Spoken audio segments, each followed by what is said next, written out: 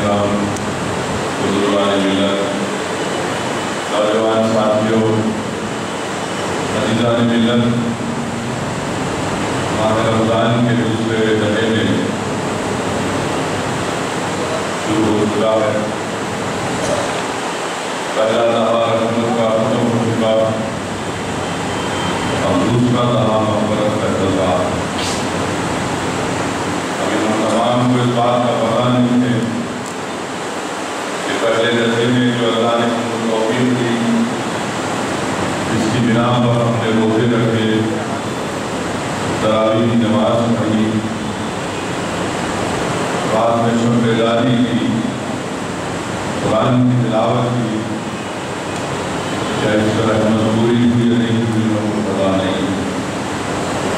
اللہ ہم کو موقع دے رہا ہے کہ دوسرا دہا ماہ مبارک رمضان کا ہے مغفرت کا، تاکہ ہم پہلے دہے سے زیادہ اپنی کمر کو کس لیں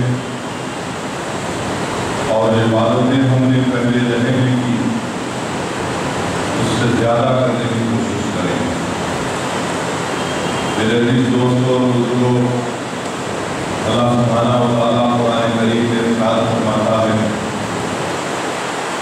کہ ہم کو روزے رکھنے کا حکم دیا گیا، اس لیے کہ پہلی قوموں پر بھی روزے فرض کیے گئے تھے، اور روزے رکھنے کا مقصد یہ بتایا گیا علماء کرام نے قرآن کریم کی آیت مبارک کی تفسیر میں لکھا، اس کا ترجمہ کیا کہ اللہ یہ چاہتا ہے کہ ہم متقی بن جائیں۔ علماء کرام نے بتایا کہ جو مسلمان روزہ رکھتا ہے تو اس کا بھوک اور پیاس سے دور رہنا، اس کو بھوکا رکھنا یہ اصل مقصد نہیں ہے، اس کو کھانے سے دور رکھنا، اس کو پانی سے دور رکھنا، یہ روزے کا مقصد نہیں ہے۔ روزے کا مقصد یہ ہے کہ انسان میں تقویٰ پیدا ہو۔ روزے کا مقصد یہ ہے کہ انسان میں اس کی سوچ اور فکر میں اعتدال پیدا ہو۔ روزے کا مقصد یہ ہے کہ انسان اپنی حیوانیت کو چھوڑے اور اس کے مزاج میں، اس کے عمل میں اعتدال پیدا ہو۔ اور علماء کرام نے لکھا کہ جو چیز ہم کو تقویٰ اختیار کرنے سے روکتی ہے اس چیز کو ہم کو چھوڑنا ضروری ہے۔ جو چیز ہم کو متقی بنانے سے روکتی ہے یا زہر کا کام کرتی ہے اس کو چھوڑنا ضروری ہے۔ جو راہیں ہم کو دنیا کے دلدل میں پھنسا دیتی ہیں، دنیا کے آرام میں اور اس کے آرائش میں پھنسا دیتی ہے، وہ راستوں کو چھوڑنا ضروری ہے تاکہ ہم متقی بن جائیں۔ اور یہی مقصد روزے کا ہے۔ روزے کا مقصد یہ نہیں ہے کہ ہم دن میں 15 گھنٹے یا 16 گھنٹے یا 13 گھنٹے بھوک اور پیاس کا شکار ہو جائیں۔ اسی لیے جلال الدین رومی رحمۃ اللہ علیہ نے کہا تھا کہ اپنے جسموں کو بھوکا رکھو، اس ماہ مبارک میں اپنے جسموں کو بھوکا رکھو اور اپنی روح کو غذا دو۔ اور روح کو غذا ملتی ہے تقوی سے، روح کو غذا ملتی ہے صبر سے، روح کو غذا ملتی ہے اللہ کے خوف سے، روح کو غذا ملتی ہے کہ ہم اللہ کے مطلب راستے پر چلیں۔ میرے عزیز دوستوں اور بزرگوں، اس ماہ مبارک کی عظمت حدیث شریف میں رسول اللہ صلی اللہ علیہ وسلم ارشاد فرما رہے ہیں کہ جب ماہ رمضان کا آغاز ہوتا ہے تو اللہ سبحانہ و تعالیٰ جنت کے دروازوں کو کھول دیتا ہے، جہنم کے دروازوں کو بند کر دیتا ہے اور شیطان کو زنجیروں سے جکڑا جاتا ہے۔ مثال کے طور پر اگر کسی محلے میں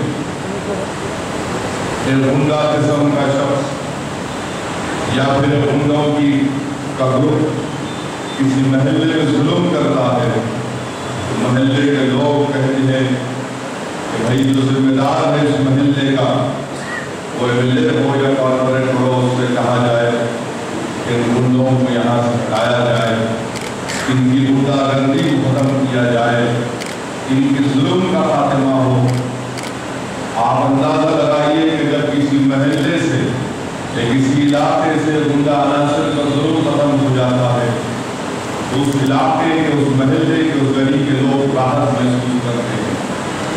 اور جب اللہ سبحانہ و تعالیٰ انسانیت کا سب سے بڑا دشمن شیطان اس کو اس ماہ مبارک میں زنجیروں سے جکڑ دیتا ہے، تو یہ ماہ مبارک ہم کو دعوت دے رہا ہے کہ آؤ اس میں یہ کیا کرو، اس ماہ مبارک کے جہاں پر اس ماہ مبارک میں اللہ کی بخشش، اللہ کی رحمت جوش میں ہے، تم اپنے آپ میں تبدیلی پیدا کرو، اپنے مزاج میں تبدیلی پیدا کرو، انانیت کو ختم کرو، غصے کو بات رکھو۔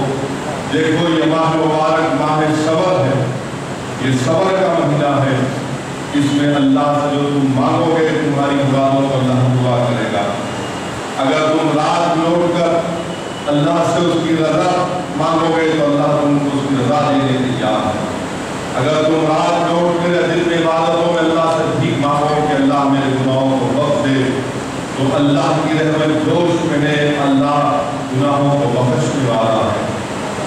اور سب سے نامراد بلکہ مجرم ہے وہ شخص جو اس ماہ مبارک کو پاتا ہے اور اپنے گناہوں کی بخشش اللہ سے نہیں کرواتا۔ میرے عزیز دوستو اور بزرگوں، ہم اس ماہ مبارک رمضان کے دوسرے دہے میں آ چکے ہیں، اللہ کی رحمت جوش میں ہے، اللہ بخشنا چاہتا ہے، اللہ کی رحمت اور مغفرت کا یہ بے کنارہ سمندر جوش میں ہے۔ اور اگر ہم اس موقع کو غنیمت نہیں سمجھتے ہیں اور اگر ہم اپنی بخشش نہیں کرواتے تو ہم سے بڑا مجرم کوئی نہیں ہو سکتا۔ اس لیے حدیث شریف میں آیا کہ ایک مرتبہ رسول اللہ صلی اللہ علیہ وسلم خطبہ دینے کے لیے جب منبر پر اپنا خط مبارک رکھے تو 3 مرتبہ آمین کہا۔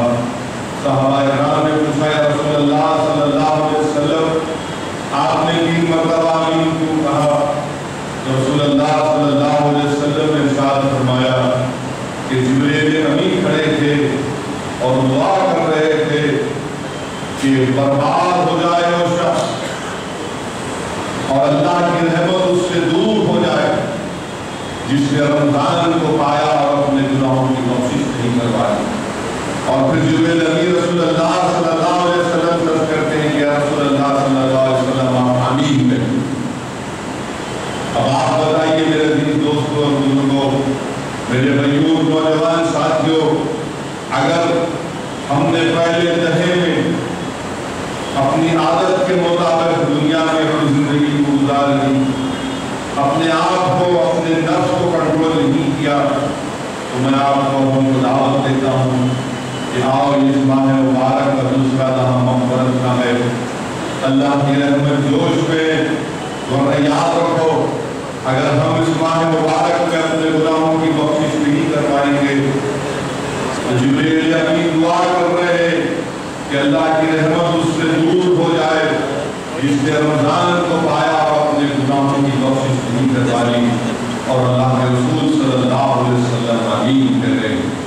میرے عزیز دوستوں اور بزرگوں، دوسری مرتبہ رسول اللہ صلی اللہ علیہ وسلم آمین اس لیے کہا کہ رحمت العالمین صلی اللہ علیہ وسلم نے ارشاد فرمایا کہ جس نے اپنے بوڑھے ماں باپ کو پایا یا پھر دونوں میں سے کسی کو پایا اور ان کو راضی نہیں کیا تو جبریل امین نے دعا کی کہ اللہ اس شخص سے اپنی رحمت کو دور کر دے، اور رسول اللہ صلی اللہ علیہ وسلم نے آمین کہا۔ اسی لیے میرے عزیز دوستوں اور بزرگوں، اس ماہ مبارک میں ہم کو اللہ کو راضی کرنا ہے، توبہ کرنا ہے، اللہ سے بھیک مانگنا ہے، روزے رکھنا ہے۔ یاد رکھو میرے عزیز دوستوں اور بزرگوں، میرے نوجوانوں، اگر ہم دم بھرتے ہیں رسول اللہ صلی اللہ علیہ وسلم سے محبت کا تو کیسی محبت کے دعوے کرتے ہیں جو اللہ کا حبیب، جو اللہ کا رسول صلی اللہ علیہ وسلم جس نے زندگی بھر بھوکے رہے، جس نے کبھی پیٹ بھر کے کھانا نہیں کھا بلکہ زندگی بھر بھوکے رہے، آج ہم ان کے امتی اور اگر ہم روزہ نہیں رکھتے تو پھر ہم کیسے امتی ہیں؟ ہم چاہنے والے ہیں۔ اس کا محاسبہ ہم کو کرنا ہے۔ یہ ماہ مبارک ہم کو دعوت دیتا ہے کہ انٹروسپیکشن کرو اپنے آپ کا، دیکھو اپنے آپ کو کہ تم کہاں پر کھڑے ہو اور تم کس راہ پر جا رہے ہو۔ روکو اپنے آپ کو اگر تم تباہی اور بربادی کے راستے کی طرف جا رہے ہو، اگر تمہارا نفس تم کو بربادی کی طرف لے کر جا رہا ہے تو روکو اپنے آپ کو۔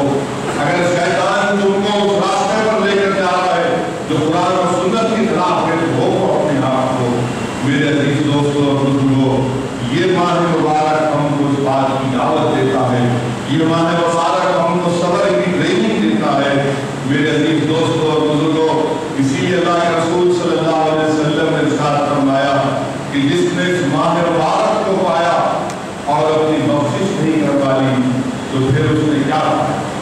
میرے عزیز دوستوں اور بزرگوں، ہم اس ماہ مبارک کے دوسرے درجے میں مغفرت کے درجے میں اور پھر اس ماہ مبارک کے تعلق سے حدیث شریف میں آیا، حدیث قدسی ہے کہ انسان اگر نیکی کرتا ہے تو اس کی جزا اللہ 10 گنا سے 700 گنا تک دے سکتا ہے، مگر جو روزہ رکھتا ہے، جو روزدار ہے، اس کی جزا صرف اللہ دینے والا ہے، اس کی جزا صرف اللہ دینے والا ہے۔ اور جب روزدار کی جزا اللہ دینے والا ہے تو بتائیے اس کا مقام اور مرتبہ کیا ہوگا۔ حدیث شریف میں آیا، اللہ کے رسول صلی اللہ علیہ وسلم نے فرمایا کہ جو روزہ رکھتا ہے اور جب انسان 12-13 گھنٹے کھانا نہیں کھاتا، پانی نہیں پیتا، تو اس کے معدے کی وجہ سے اس کے منہ سے وہ نکلتی ہے۔ اور اللہ کے رسول صلی اللہ علیہ وسلم نے فرمایا کہ نہیں، اللہ سبحانہ و تعالیٰ کو روزے دار کی منہ کی بو مشک سے زیادہ عزیز ہے۔ رسول اللہ صلی اللہ علیہ وسلم نے ارشاد فرمایا کہ روزے دار کو 2 خوشخبریاں ہیں، ایک جب روزے دار روزہ کھولتا ہے اور دوسرا جب اس کو اللہ کا دیدار کرایا جائے، دوسرا جب اس کو اللہ کا دیدار کرایا جائے۔ میرے عزیز دوستوں اور بزرگوں، اندازہ کریے کہ اس دن کا حساب کتاب کا دن ہوگا اور اس دن اللہ کا دیدار روزے داروں کو کرایا جائے۔ حدیث شریف میں آیا کہ جنت میں ایک ایسی جنت ہے جس کا نام ریان ہے، مسلم روزداروں کے لیے، اور حساب کتاب کے دن پکار پکار کر کہا جائے گا کہ جو روزے دار ہیں اس میں جاؤ اور جو روزے دار نہیں ہے اس میں نہیں جا سکتے۔ میرے عزیز دوستوں اور بزرگوں، اسی لیے اللہ نے ہم کو ایک بہترین موقع دیا کہ ہم اس ماہ مبارک میں صبر کی ٹریننگ حاصل کریں، ہم اپنے گناہوں کی بخشش اللہ سے کروا لیں۔ اللہ کی رحمت جوش میں ہے۔ مجھے یہاں پر عبداللہ شاہ صاحب اللہ محمدی سے دکھن یاد آ رہے ہیں، انہوں نے اپنی کتاب میں لکھا کہ جو شخص ماہ رمضان میں روزے نہیں رکھتا یا قرآن کی تلاوت نہیں کرتا یا تراویح نہیں کرتا تو اللہ اس سے ناراض ہے، اس لیے اللہ اس کو اس رحمت سے محروم کر دیا۔ میرے عزیز دوستوں، میرے نوجوانوں، اگر یہ چیز ہم کر رہے ہیں تو اللہ کو راضی کرو، اللہ کو راضی کرو۔ دیکھو 12 دن جا چکے، کوئی بات نہیں، مگر آج کا دن تمہارے پاس ہے، کل جو چلا گیا واپس آنے والا نہیں ہے۔ ابھی ہم نے خطیب اس مسجد کے خطیب سے سنا کہ انہوں نے سلسلہ قادریہ کا ذکر کیا کہ عبد القادر جیلانی رحمۃ اللہ علیہ نے ارشاد فرمایا تھا کہ جو گزر چکا واپس آنے والا نہیں ہے، جو کل آنے والا ہے اس کو یقین نہیں ہے کہ تم اور ہم زندہ رہو گے یا نہیں رہو گے، مگر جو آج کا دن ہے اس کی قدر کرو۔ آج ہی سے اپنے آپ کو اپنے نفس سے کہو کہ اب میں اللہ کی نافرمانی نہیں کرنے والا ہوں، اب میں اللہ کی نافرمانی نہیں کرنے والا ہوں، میں اپنے آپ کو اسلام اور دین کے بتائے راستے پر چلوں گا۔ میرے عزیز دوستوں اور بزرگوں، حدیث شریف میں آیا کہ مال کی زکات ہوتی ہے اور جسم کی زکات روزہ۔ رسول اللہ صلی اللہ علیہ وسلم نے فرمایا کہ جسم کی زکات روزہ ہے اور روزہ آدھا صبر ہے۔ رحمت اللہ علیہ نے فرمایا کہ روزہ آدھا صبر ہے۔ اسی لیے میرے عزیز دوستوں اور بزرگوں، یہ ماہ مبارک ہمارے سامنے ہے، یہ ماہ مبارک کی عظمتیں ہمارے سامنے ہے، اس کی قدر کرو۔ نوجوانوں میں تم سے بار بار اپیل کر رہا ہوں کہ اس ماہ مبارک کی قدر کرو، اور جو یہ بات بھی ہم کو سوچنا ہے کہ مغفرت کا دہا ہے اور رمضان کا مہینہ آتا ہے، تو ہم کو اس بات کو دیکھنا ضروری ہے کہ کیا ہمارا وزن بڑھا یا وزن کم ہوا۔ اکثر یہ ہوتا ہے کہ لوگ بڑی خوشی کے ساتھ کہتے ہیں ارے میاں ماشاءاللہ رمضان میں وزن بڑھ گیا میرا۔ نہیں میرے بھائی، رمضان میں وزن بڑھانے کے لیے نہیں آیا، رمضان وزن بڑھانے، جسم کا وزن بڑھانے کے لیے نہیں آیا۔ افسوس کے ساتھ یہ کہنا پڑتا ہے کہ یہ ماہ مبارک ہم کو بھوک اور پیاس کی ٹریننگ دینے کے لیے آیا ہے۔ ہم الٹا کرتے ہیں اور جتنا موقع ملے سحری میں بالکل سحری کرنا ضروری۔ یہ مبارک ناشتہ یہ ہمارے نامہ عمل میں تولا جائے گا، مگر سحری کا مطلب یہ نہیں ہے کہ 2 پلیٹ حلیم کھایا جائے۔ روزہ کھولنا ضروری ہے، مگر روزہ کھولنے کا مطلب یہ نہیں ہے کہ ماہ مبارک میں انسان کا وزن بڑھ جائے۔ میرے بھائی، آج سائنس اس بات کو ذمہ داری کے ساتھ آج سائنس سے کہہ رہا ہے، آج پورے سائنسدان اس بات پر متفق ہے کہ جو انسان ہفتے میں 2 دن روزہ رکھتا ہے اس کی زندگی، اس کی عمر بڑھتی ہے، وہ کینسر سے بچتا ہے، وہ شوگر کی بیماری سے بچتا ہے، وہ جوڑوں کی بیماری سے بچتا ہے، وہ پیٹ کی بیماری سے بچتا ہے۔ 1400 سال پہلے رسول اللہ صلی اللہ علیہ وسلم نے ہم کو اس بات کی تعلیم دی کہ ہفتے میں 2 دن روزہ رکھو۔ میرے بھائی، آج سائنس جب کہہ رہا ہے تو سمجھو، آج لوگ موٹاپے کی وجہ سے وزن ان کا اتنا بڑھ جاتا ہے، اللہ نے ان کو اتنی دولت دی کہ ان کا وزن اتنا بڑھ جاتا ہے کہ آج دواخانے میں موٹاپا کم کرنے کا آپریشن ہوتا ہے۔ 2.5 لاکھ 3.5 لاکھ روپیہ لوگ خرچہ کرتے ہیں۔ میرے پاس بھی کئی لوگ آتے ہیں پوچھتے ہیں کہ کیا کروں؟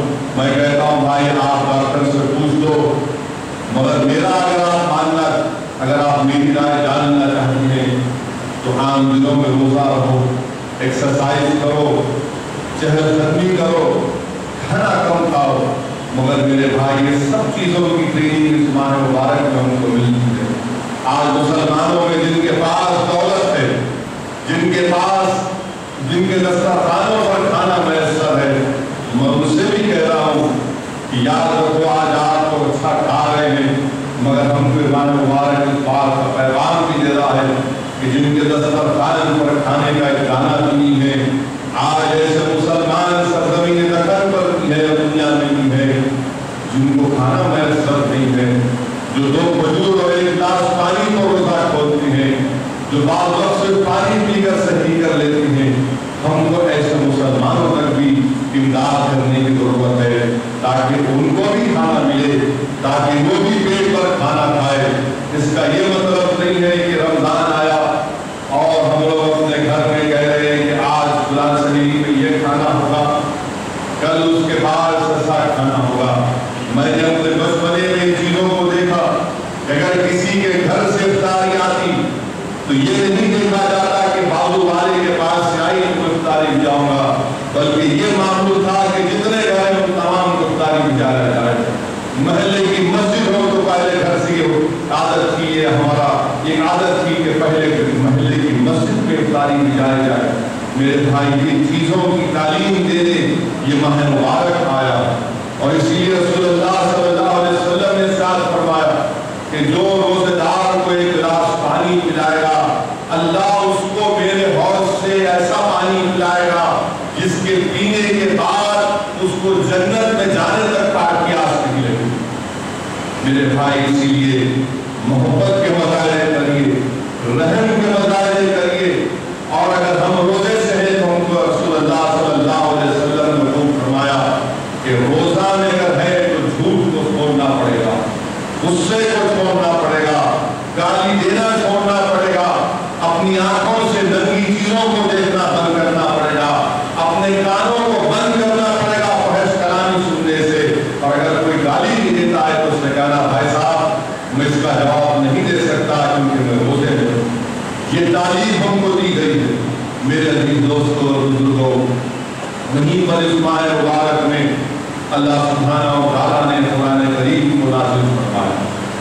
اللہ سبحانہ و تعالیٰ نے قرآن کریم کو نازل فرمایا، اور میرے عزیز دوستوں اور بزرگوں، علماء کرام نے لکھا اور میں نے ان کے پیروں کے پاس بیٹھ کر سنا کہ اللہ سبحانہ و تعالیٰ نے ہر نبی کے زمانے میں جس چیز کا زور تھا اس کے مطابق اللہ نے معجزے عطا کیے۔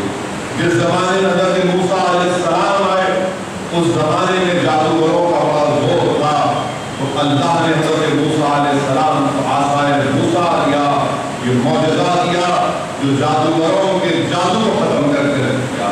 جس زمانے میں حضرت عیسیٰ علیہ السلام آئے وہ زمانہ فن طب کے عروج کا زمانہ تھا۔ حضرت عیسیٰ علیہ السلام اگر کسی نابینا کی آنکھوں پر اپنا ہاتھ رکھتے تھے تو اس نابینا کی آنکھوں میں بینائی آ جاتی، اور جس زمانے میں اللہ کے رسول صلی اللہ علیہ وسلم تشریف لائے وہ زمانہ فصاحت اور بلاغت اور عروج کا زمانہ تھا۔ عرب اپنے آپ کو بڑا سمجھتے تھے، وہ ساری دنیا کو عجمی بومی سمجھتے تھے، تو اللہ نے فصاحت اور بلاغت کا شاہکار قرآن کریم کو نازل کیا جو عربی زبان میں اس کو نازل کیا ہے۔ مجھے یہاں پر جامعہ نظامیہ کے مشہور عالم دین یاد آ رہے ہیں جنہوں نے اپنی زندگی فرانس میں گزاری، اور انہوں نے اپنی کتاب میں لکھا، بلکہ اپنے کسی تقریر میں انہوں نے کہا تھا کہ قرآن عربی زبان میں کیوں نازل کیا ہے۔ حضرت نے فرمایا کہ دنیا میں جتنی زبانیں ہیں، ایک بہترین مثال حضرت نے دی کہ اگر کسی کو 500 سال پرانی انگریزی کتاب دی جائے کہ اگر تم انگریزی کے طالب علم ہو تم انگلش میڈیم میں پڑھو، چلو اس کتاب کو پڑھو جو 500 سال پرانی انگریزی کتاب ہے۔ میں ذمہ داری کے ساتھ کہہ رہا ہوں، انہوں نے سچ کہا کہ وہ نوجوان جو انگریزی کا طالب علم ہے، چاہے وہ ایم اے ہو انگلش کا، وہ اس کتاب کو پڑھنے میں مشکل نظر آئے، بہت مشکل نظر آئے، اس لیے کہ 500 سال پہلے جو انگریزی تھی وہ آج نہیں ہے۔ اگر 500 سال پرانی اردو کی کتاب اگر کسی اردو دان کو دی جائے گی تو وہ بھی اس کو پڑھنے میں بڑی مشکل محسوس کرے گا، مگر جو قرآن کریم کو اللہ نے عربی زبان میں نازل کیا، اگر آج عثمان ذوالنورین ہوتے ہیں اور یہ عربی جاننے والا عثمان غنی ذوالنورین سے گفتگو کرے گا عربی میں، حضرت عثمان ذوالنورین اس کی گفتگو کو سمجھیں گے، اور عثمان غنی اس سے گفتگو کرے گے تو عربی جاننے والا وہ گفتگو سمجھے گا۔ یہ اللہ کا بہت بڑا کرم ہے اس زبان پر کہ ہاں تھوڑا بہت گرامر یہاں وہاں چینج ہوا، مگر زبان میں کوئی فرق نہیں آیا، اسی لیے اللہ نے اس کو زبان میں نازل کیا ہے۔ اور پھر میرے دوستوں اور بزرگوں، ابن ہشام کی کتاب المغازی کو یاد آ رہی ہے، جس میں ابن ہشام نے لکھا کہ جب رسول اللہ صلی اللہ علیہ وسلم پر وحی نازل ہوتی تو آپ پہلے مردوں میں جا کر اس کو سناتے اور پھر خصوصی مجلس کرتے خواتین کی اور اس میں قرآن کی آیات کی تلاوت کرتے۔ آج دنیا ہم سے کہتی ہے کہ اسلام اور مسلمان عورتوں سے انصاف نہیں کرتے، عورتوں پر ظلم کرتے ہیں۔ نادانوں، 1400 سال پہلے جب اللہ میرے حبیب اپنے حبیب محمد مصطفیٰ صلی اللہ علیہ وسلم پر وحی کو نازل کرتا تو رسول اللہ صلی اللہ علیہ وسلم ابن ہشام لکھ رہے ہیں کہ پہلے مردوں کو بلا دے، اس قرآن کی آیات کو بتا دے تلاوت کر، اور پھر خواتین کو بلا دے۔ بتاؤ دنیا میں کسی نے اس طرح کا کام کیا؟ 1400 سال پہلے جس دین نے عورتوں کو یہ عزت دی، قرآن کی آیات نازل ہوتی ہے اور رسول اللہ صلی اللہ علیہ وسلم خواتین کو بلا کے لایا اور اس میں اس کا ذکر فرمایا۔ میرے عزیز دوستوں اور بزرگوں، قرآن کریم فصاحت اور بلاغت کا ایک شاہکار، قرآن کریم چیلنج کر رہا ہے تمام دنیا والوں سے جو آج اسلام دشمن طاقتیں کہتی ہیں کہ مسلمان قرآن کی وجہ سے ایسا ہے، قرآن کو ایسا کریں گے، قرآن کو ایسا کریں گے۔ اے ظالموں، اے عقلمندوں، اے ترقی کرنے والوں، ذرا قرآن کے چیلنج کو قبول کر لو۔ 1400 سال پہلے قرآن نے تم جیسے ذہن رکھنے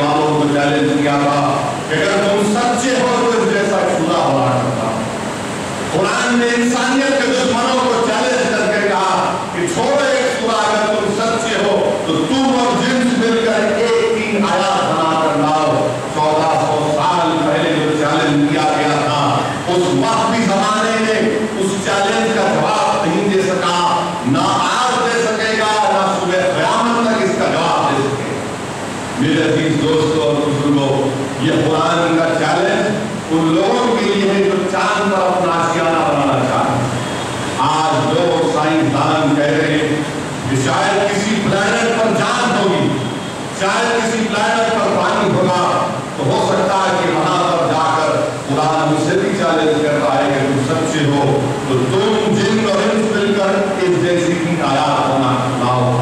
قرآن چیلنج کر رہا ہے لوگوں سے جو سمندر میں خاک کو چھان رہے، یہ قرآن کے چیلنج کا جواب نہیں دے سکتے، اس لیے کہ اللہ کا کلام، اس لیے کہ اللہ کا کلام۔ لوگ پوچھتے ہیں، لوگ کئی باتیں کرتے ہیں، میرے بھائی یہ اللہ قرآن اللہ کا کلام، یہ حق ہے اور اس میں کوئی اس کے چیلنج کا جواب نہیں دے سکتا۔ اور رسول اللہ صلی اللہ علیہ وسلم نے ارشاد فرمایا کہ اللہ قرآن سے قوموں کو علوم دے گا، اللہ قرآن سے قوموں کو ثواب دے گا۔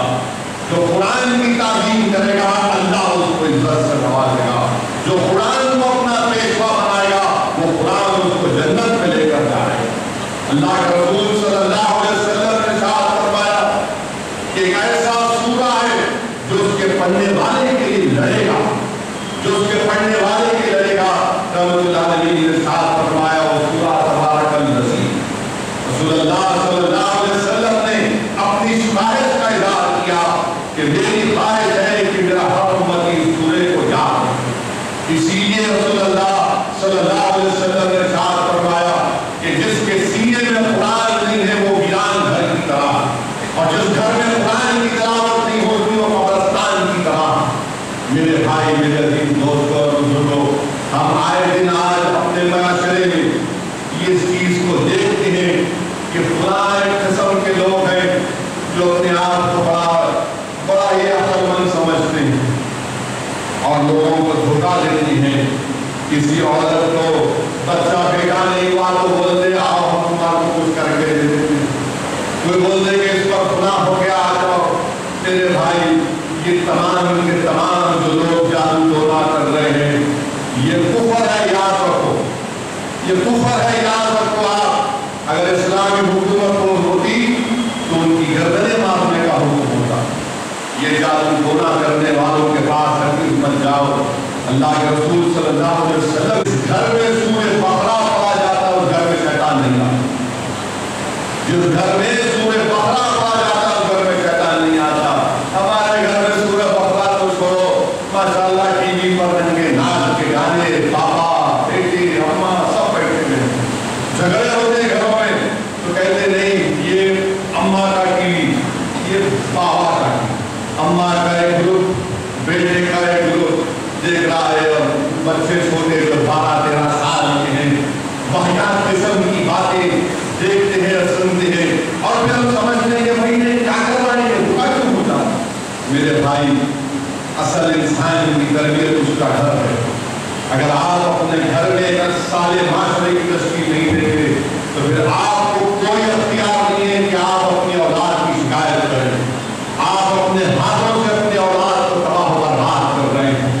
میرے عزیز دوستوں اور بزرگوں، قرآن کریم کے تعلق سے رسول اللہ صلی اللہ علیہ وسلم نے ارشاد فرمایا کہ جس گھر میں سورہ بقرہ پڑھا جاتا ہے اس گھر میں شیطان نہیں آتا۔ اسی لیے میرے عزیز دوستوں اور بزرگوں، حدیث شریف میں آیا کہ روزے دار کے لیے اللہ سے لڑے گا، جہنم کے سامنے کھڑا ہو جائے گا کہ نہیں پروردگار تو اس کو آگ میں نہیں ڈال سکتا، یہ روزے دار ہے۔ اللہ روزہ سے شکایت کرے گا کہ پروردگار میں نے اس کو دن بھر بھوکا رکھا، شہوت سے دور رکھا، تو میری سفارش اس کے حق میں قبول کرنا۔ قرآن بولے گا پروردگار میں نے اس کو رات بھر جگایا، بستر سے دور رکھا، اس کے حق میں میری سفارش قبول فرما۔ اللہ ان کی سفارش کو قبول فرمائے گا۔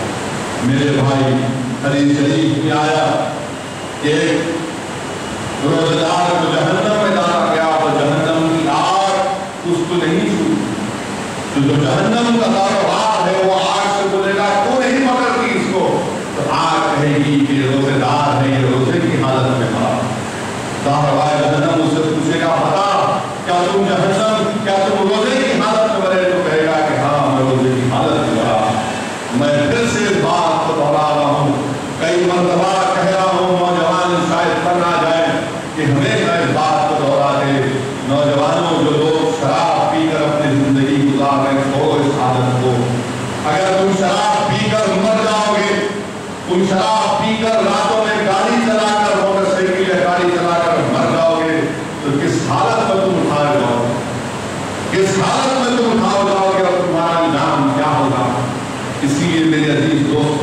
بزرگوں، انسان ہے، غلطی ہو سکتی ہم سے. یہ ماہ مبارک ہم سے کہہ رہا ہے کہ آؤ، جو لوگ اللہ سے دور ہو چکے ہیں، جو اللہ کی رحمت سے دور ہو چکے ہیں، جو اللہ کی بخشش چاہتے ہیں، یہ ماہ مبارک پکار کر ان سے کہہ رہا ہے کہ آؤ آؤ، واپس آؤ، پلٹ کر آؤ. آج اللہ ان کو معاف کرنے کو تیار ہے. ہم سال کے 11 مہینے اللہ کی رحمت کو تلاش کرتے ہیں. آج اللہ کی رحمت ہم کو گھیر دی. اللہ کی رحمت ہم کو تلاش کر رہے کہ آؤ، اللہ کی رحمت جوش میں، اللہ کا بخشش کا سمندر جوش میں آؤ، اللہ سے بھیک مانگ لو اور اپنی زندگیوں میں نئے حالات پیدا کرو. میرے عزیز دوستوں اور بزرگوں، قرآن کریم کے تعلق سے مجھے واقعات آ رہا ہے. حضرت عبداللہ یافعی یمن کے بہت بڑے ایک سارے نیک بزرگ تھے. وہ لکھتے ہیں کہ یمن میں ایک قبرستان میں کسی ایک شخص کو دفنایا گیا، اور دفنانے کے بعد جب لوگ واپس جا رہے تھے تو اچانک ایک دھماکے کی آواز آئی. لوگوں نے پلٹ کر دیکھا کہ جس میت کو جس قبر میں دفنایا تھا اس قبر سے کتا کالا نکل کر بھاگ رہا ہے. یمن کے اولیاء نے اس سے پوچھا کہ بتا تو کون ہے؟ تو اس نے رک کر کہا کہ میں اس میت کے برے اعمال ہوں، میں اس میت کے برے اعمال ہوں. جب اس سے پوچھا کہ دھماکہ کیوں ہوا تو اس نے کہا کہ میں اس کے برے اعمال ہونے کی بنا پر جب اس پر حاوی ہو رہا تھا تو اچانک سورہ یاسین سامنے آ گئی.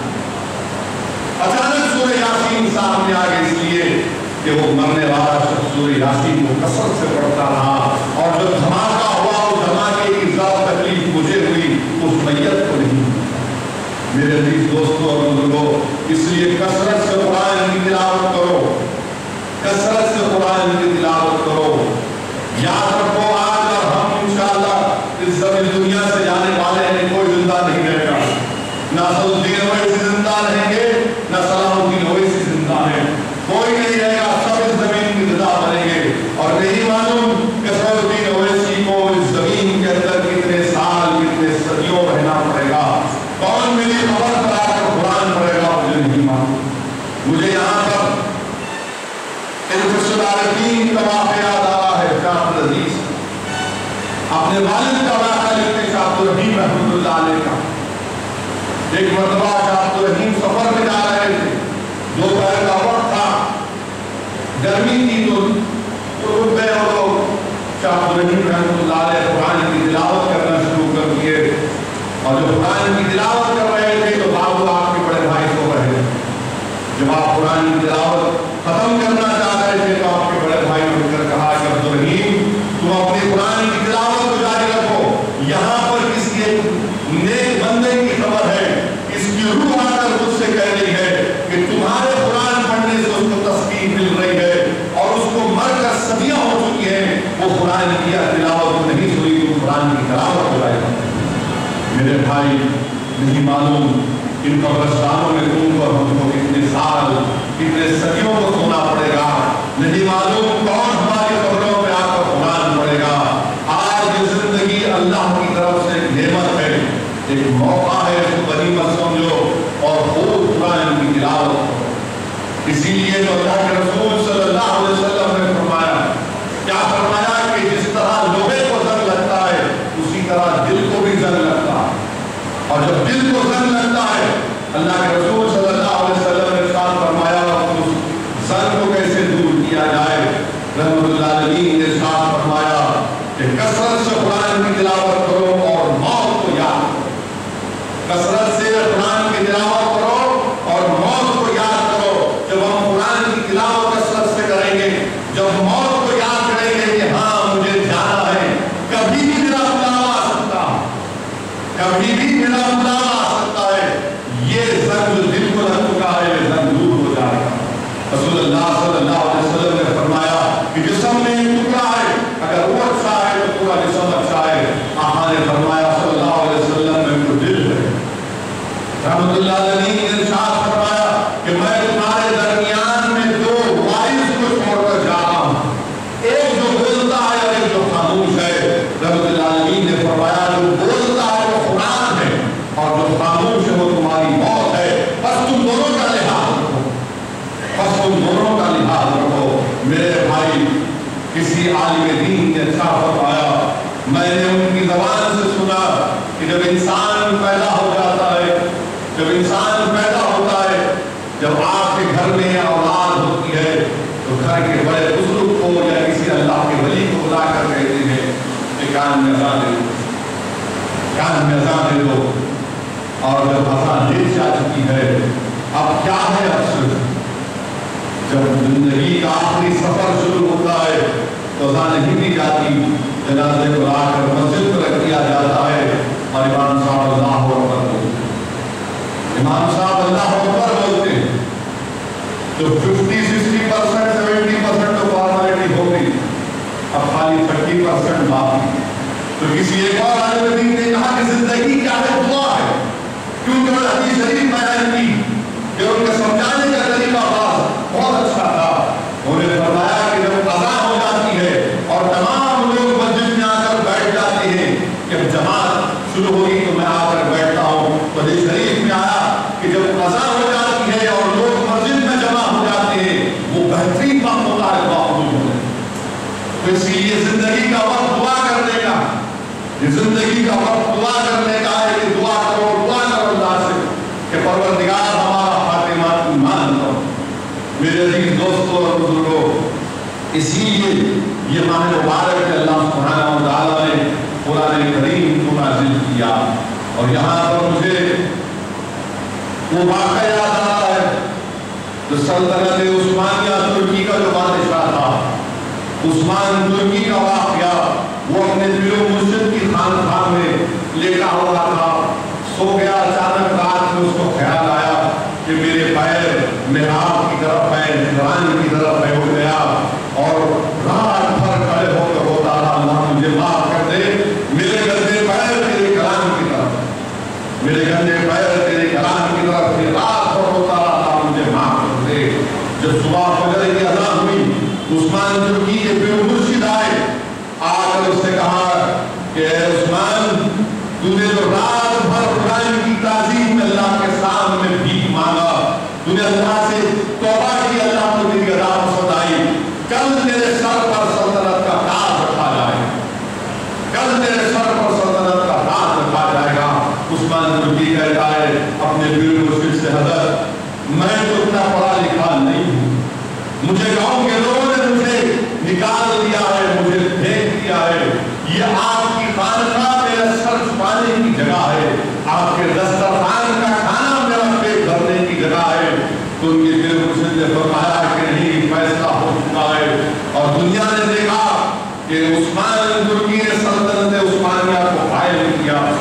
آج جو مدینہ شریف میں سب گنبد ہے، یہی عثمان ترکی نے اس کو تعمیر کی، اور آج استنبول کے میوزیم میں، تو کافی میوزیم میں رسول اللہ صلی اللہ علیہ وسلم کے آثار مبارک ہیں، تو اس نے وصیت کی تھی کہ یہ جو آثار رسول اللہ صلی اللہ علیہ وسلم کے ہیں، اس نے قد بنا اور کہا کہ جہاں پر بھی رہیں گی وہاں پر 24 گھنٹے قرآن کی تلاوت چلتی ہے۔ آج بھی آپ جا کر دیکھو اس میوزیم میں، میں نے اپنی آنکھوں سے دیکھا کہ اس میوزیم میں قرآن کی تلاوت چلتی رہتی ہے، 24 گھنٹے قاری بیٹھا ہوا ہے اور قرآن کی تلاوت اس میں جاری ہے۔ یہاں پر مجھے خواجہ معین الدین چشتی اجمیری رحمۃ اللہ علیہ جو دلائل العارفین میں لکھے وہ واقعہ آ رہا، غریب نواز لکھتے ہیں کہ محمود غزنوی کا جب انتقال ہو گیا تو غریب نواز نے محمود غزنوی کو خواب میں دیکھا کہ وہ جنت میں ہے۔ غریب نواز نے اس سے پوچھا کہ محمود یہ تجھے نعمت جنت کیسے ملی؟ تو محمود غزنوی نے کہا کہ ایک دن رات میں شکار کرنے کے لیے نکلا، راستہ بھٹک گیا تھا تو کسی غریب کی جھوپڑی میں پناہ لینا پڑا۔ میں جب جھوپڑی میں سونے گیا تو میں نے دیکھا کہ میرے پیر قرآن کی طرف جا رہے ہیں، تو میرے ضمیر نے مجھ سے کہا کہ میں قرآن کو ہٹا دوں۔ بعد میں مجھے میرے ضمیر نے کہا کہ تو اللہ کے کلام کو کیوں ہٹاتا ہے، تو خود اپنے آپ ہٹا لے۔ تو میں نے وہاں پر بیٹھ کر رات بھر قرآن کی تلاوت کی، اور محمود غزنوی نے کہا کہ میں نے اپنے دور سلطنت میں کئی راتیں کام کی عوام کے لیے، نیک کام کیے، فائدہ کے کام کیے، وہ تمام ایک طرف ہے، اس ایک رات کو میں نے قرآن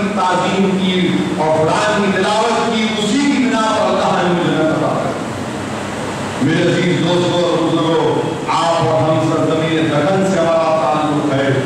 اس سرزمین دکن کی تاریخ میں یہ واقعہ ہے ساتھ اللہ، یہی ٹولی چوکی ہے اور یہاں سے چند کلومیٹر کے فاصلے پر بلکہ کلومیٹر سے بھی قریب قلعہ گولکنڈہ ہے۔ قلعہ گولکنڈہ اورنگزیب عالمگیر رحمت اللہ علیہ پتہ نہیں کر پا رہے تھے۔ ایک رات ایسی بھی آئی کہ طوفانی رات کی سب کے خیمے ہوا سے اڑ گئے۔ اورنگزیب کیا دیکھتا ہے، اس کا خیمہ اڑ گیا ہوا سے، مگر ایک خیمہ ہے جس میں ٹمٹماتا ہوا چراغ ہے اور اللہ کے دو ولی ہیں جو قرآن کی تلاوت کر رہے ہیں۔ اورنگزیب صاحب دل آدمی تھا، وہ دوڑا ان کے پاس اور جا کر ان سے کہا کہ آپ اللہ کے نیک بندے ہیں، طوفان ہے، ہوا ہے، مگر آپ کا چراغ جل رہا ہے، آپ قرآن کی تلاوت کر رہے ہیں، آپ اللہ کی بارگاہ میں میری کامیابی کے لیے دعا کریے۔ ان اللہ کے نیک بندوں نے اورنگزیب رحمت اللہ علیہ کی کامیابی کے لیے دعائیں کی۔ وہ کون تھے جن کو آپ اور حضرت یوسف کے نام سے جانتے؟ وہ اللہ کے نیک بندے تھے، ولی تھے، انہوں نے دعا کی، اللہ نے ان کی دعا کو قبول کیا۔ میرے بھائی، ہم سرزمین دکن پر رہتے ہیں، ہم ان شہنشاہوں کے روحانی ریاست کے لیے آیا ہوں۔ آج بہت سے لوگ بہت سی کوششیں کرتے ہیں کہ ہمارے اتحاد کو کمزور کر دیا جائے، مگر مجھے پورا یقین ہے کہ انشاءاللہ تعالیٰ جو شیطانی طاقتیں جو کوششیں کر رہی ہیں، اللہ سبحانہ و تعالیٰ ان کو ناکام کرے گا، اللہ سبحانہ و تعالیٰ ان کو شکست دے گا۔ اور میرے عزیز دوستوں اور بزرگوں، اسی لیے حدیث شریف میں آیا کہ جو حافظ قرآن ہوگا، جو حافظ قرآن ہوگا، حشر کے میدان میں ان کے ماں باپ کو کھڑا کیا جائے گا۔ آپ اندازہ لگائیے کہ پوری انسانیت کھڑی ہے۔ آج دنیا کی 24% آبادی مسلمان ہوتی ہے، 24% آبادی۔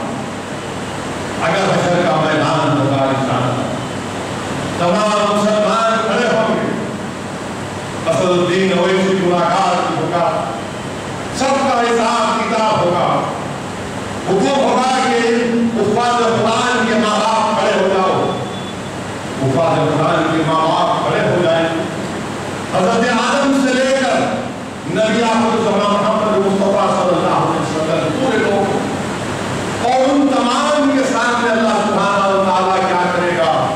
اللہ سبحانہ و تعالیٰ حکم دے گا کہ حافظ قرآن کے ماں باپ کے سروں پر تاج کو رکھا جائے، حافظ قرآن کے ماں باپ کے سروں پر تاج رکھا جائے۔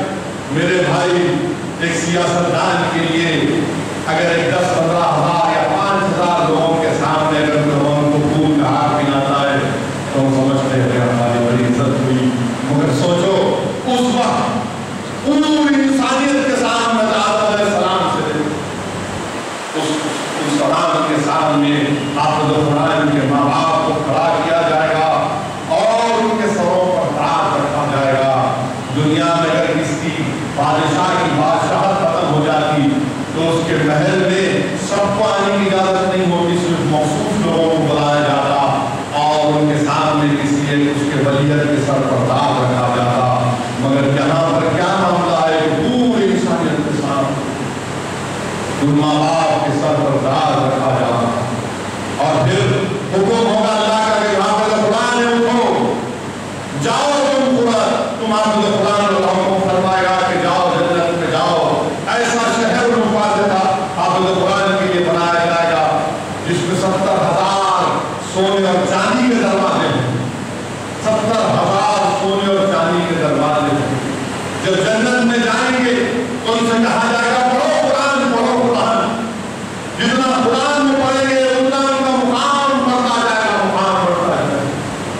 میرے عزیز دوستوں اور بزرگوں، رسول اللہ صلی اللہ علیہ وسلم نے ارشاد فرمایا کہ جب حافظ قرآن مرتا ہے تو زمین پر اللہ حکم دیتا ہے کہ میرے حافظ کو، یہ جس کو اس کے گوشت کو ہاتھ نہیں لگانا، زمین کہتی ہے ہاں اللہ جس کے سینے میں تیرا کلام ہے میں کیسے اس کو ہاتھ لگا سکتا ہوں۔ میرے عزیز دوستوں اور بزرگوں، اسی لیے حدیث شریف میں آیا کہ قرآن کو یاد کرو، سوروں کو یاد کرو، جس کے سینے میں قرآن نہیں ہے وہ ایک ویران گھر کی طرح ہے، وہ ایک ویران گھر کی طرح ہے۔ میرے عزیز دوستوں اور بزرگوں، یہ ماہ قرآن، نزول قرآن کا مہینہ ہے، اور آج پر ہم کو یہ بات کی ٹریننگ دی جا رہی ہے کہ ہم قرآن کو پڑھیں، تراویح میں کھڑے ہو کر امام صاحب کے پیچھے تراویح پڑھیں، کثرت سے قرآن کی تلاوت کریں اور باقر جمعہ پڑھنے کی کوشش کریں،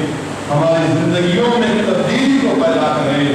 اور یاد رکھیے یہ ماہ مبارک کا سب سے بڑا پیغام یہ ہے کہ ہمارے نفس پر ہم کو کنٹرول پیدا کیا جائے۔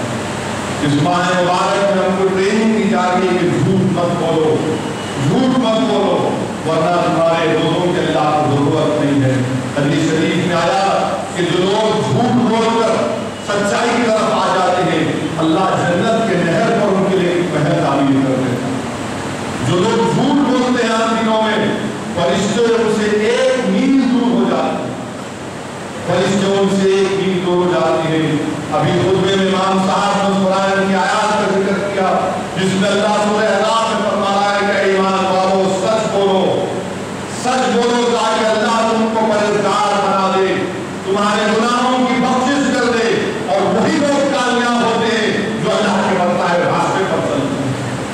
مسلمان اور جھوٹ، آپ سمجھ رہے ہیں کہ سیاست دان بڑے ہو کر جھوٹ کی بات کہہ رہا ہے، یہ تو سب سے بڑا جھوٹا ہے۔ نہیں میرے بھائی، میں سچائی بیان کرنے کی پوری کوشش کرتا ہوں، اور شاید اسی لیے لوگ مجھ پر تانے مارتے ہیں، شاید اسی لیے لوگ میرے اقدار و مقاصد کو، میرے فیصلوں پر تنقید کرتے ہیں، مگر اللہ بہتر جانتا ہے کہ یہی سچائی کی وجہ سے 103 سے کمزور آدمی کو وقت کے فرعون اور نمرود کے سامنے کھڑے ہو کر حق کو بیان کرنے کا اللہ موقع دیتا ہے۔ یہ میرا اس میں کوئی اقدامات نہیں ہے، میرا اور اللہ کا کرم ہے۔ میرے بھائی سچ بیان کرو۔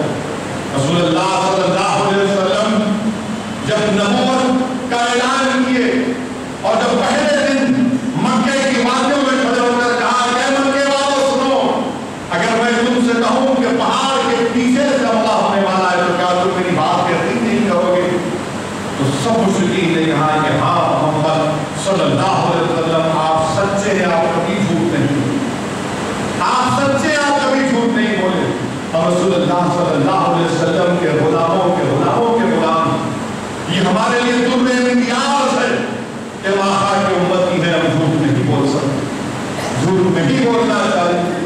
ابو سفیان قیصر روم کے دربار میں ہے، اور روم کا بادشاہ ابو سفیان سے پوچھتا ہے آپ نے اس وقت تک اسلام کو قبول نہیں کیا تھا، کہ بتاؤ کہ جو شخص نبوت کا دعویٰ کرتا ہے کیا وہ جھوٹ بولتا ہے؟ تو ابو سفیان نے کہا کہ نہیں، وہ کبھی جھوٹ نہیں بولتے، وہ صادق اور امین، وہ صادق اور امین ہے۔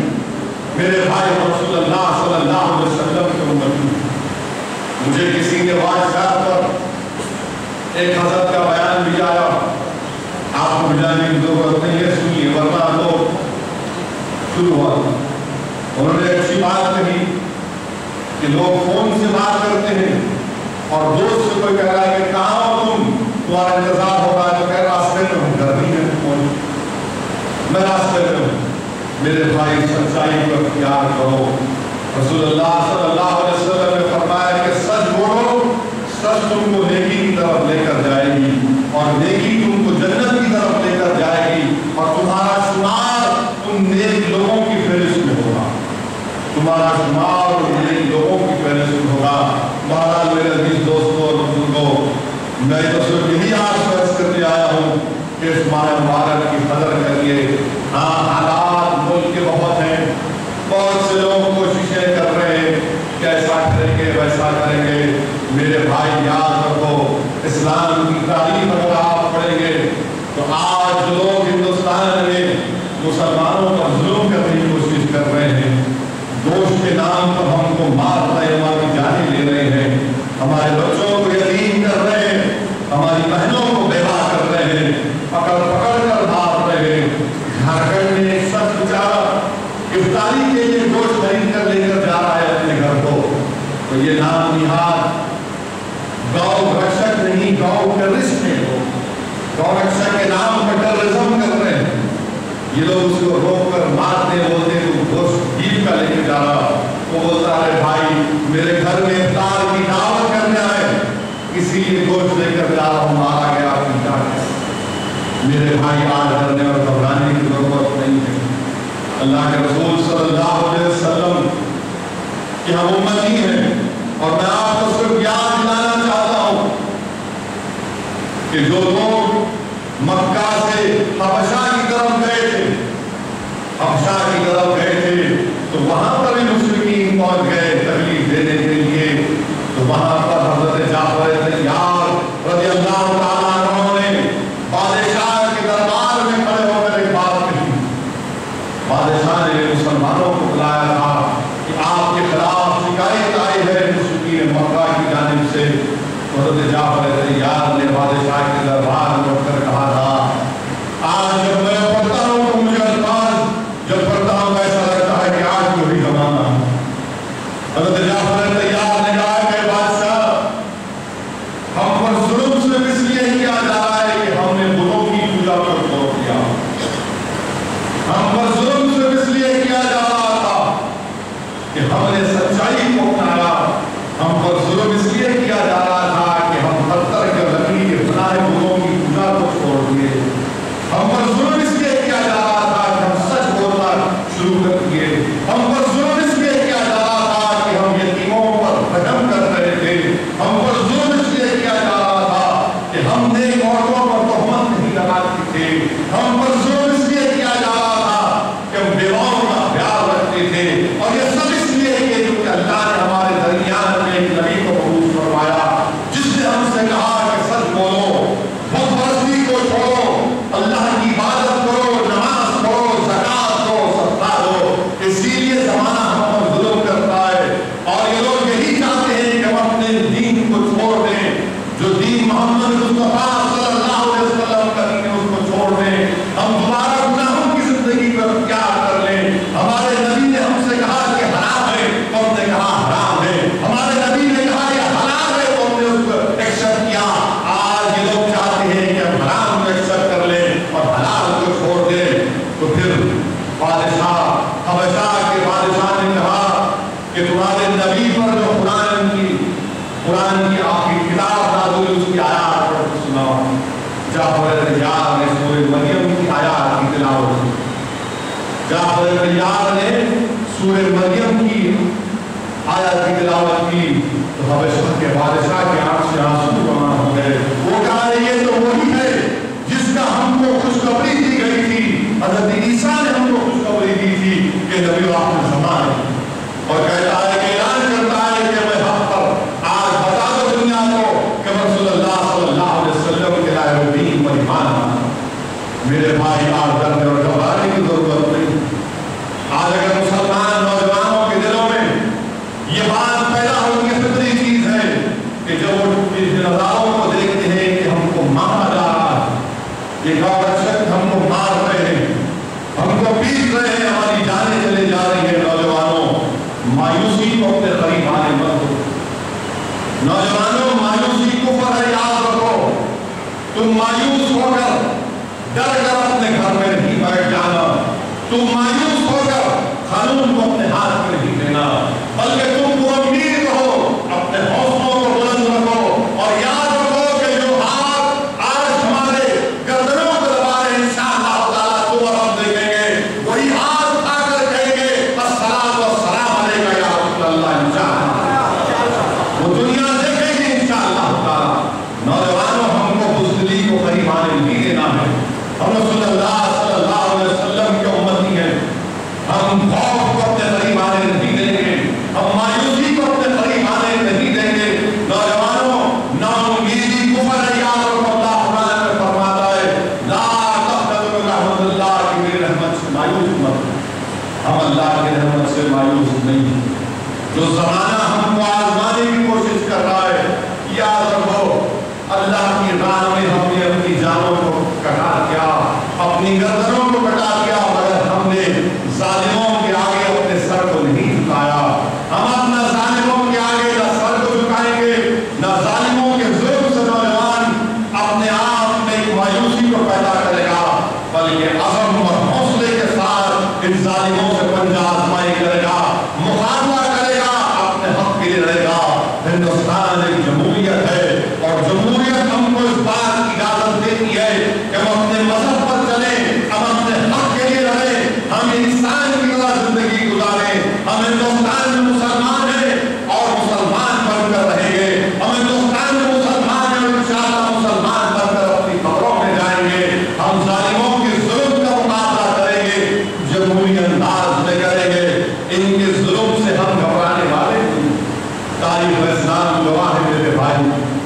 تاریخ اسلام گواہ ہے کہ جب مکے میں واقعہ مشہور واقعہ یاد کہ حضرت عمر فاروق رضی اللہ تعالیٰ عنہ اسلام قبول نہیں کیے، آپ نے ارادہ کیا کہ اب میں محمد صلی اللہ علیہ وسلم نعوذ باللہ کا کام تمام کروں۔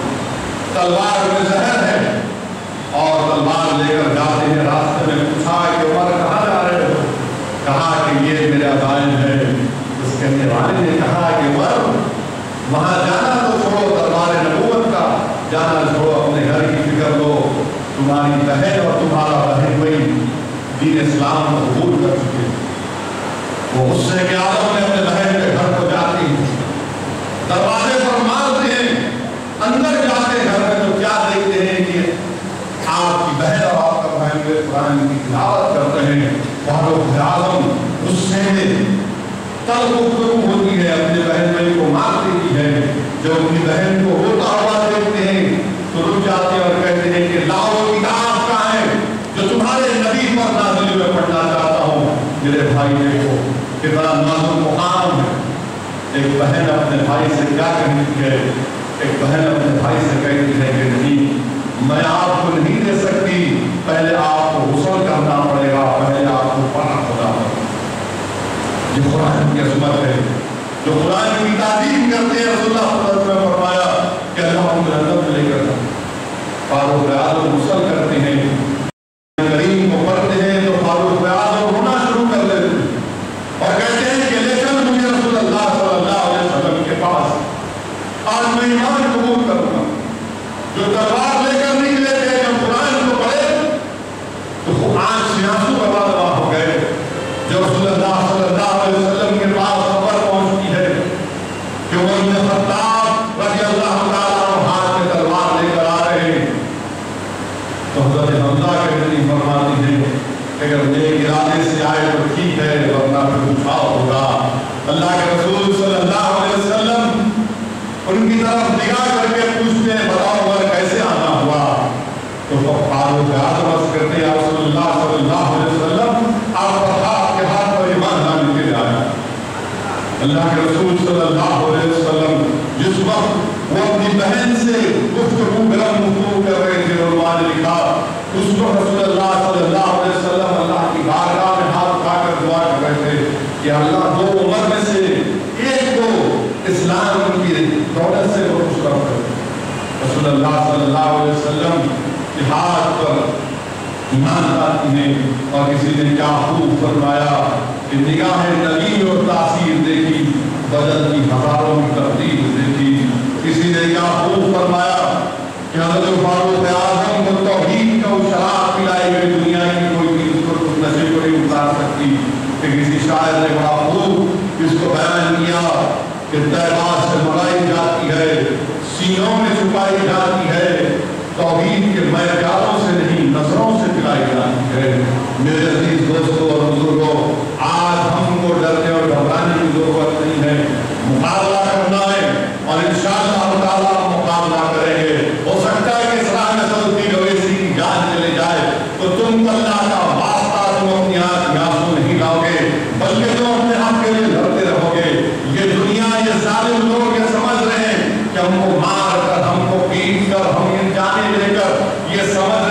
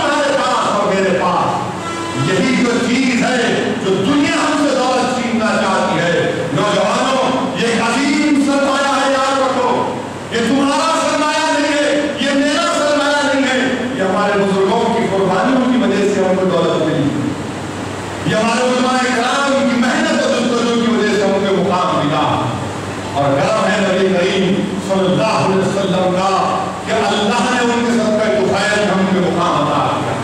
اور نوجوانوں شدت پسندی کو اپنے قریب آنے بدلو. یہ کیا ہم دیکھتے ہیں کہ لندن میں 3 مسلمان نکل کر چاقو اپنے ہاتھ میں لے کر جو دکھ رہا اس کو مارا. کون ہے یہ لوگ جو لوگ مسجدوں میں تراویح پڑھ رہے ہیں؟ یہ شیاطین، شیطان جو ان کا ہاتھ زنجیروں میں لگا جا چکا اور اس کی ناخواہ اولاد ساری دنیا کے سامنے رسوا کرتی ہوں. تو شدت پسندی کے اس راستے کو بھی روک لا. یاد رکھو اس سے کچھ فائدہ ہونے والا نہیں. جو لوگ شدت پسندی اور تشدد کی طرف مسلمان نوجوانوں کو لے کر جا رہے ہیں وہ اسلام کی تعلیمات کو نہیں جانتے. وہ حضرت گوگل سے اسلام کو کرتے ہیں. وہ علماء کرام کے خطوں کے پاس بیٹھ کر دین کو نہیں سمجھتے. تو نوجوانوں یہ ماہ مبارک کا دوسرا لمحہ ہمارے سامنے ہے. اس کی قدر و منزلت کو جانو.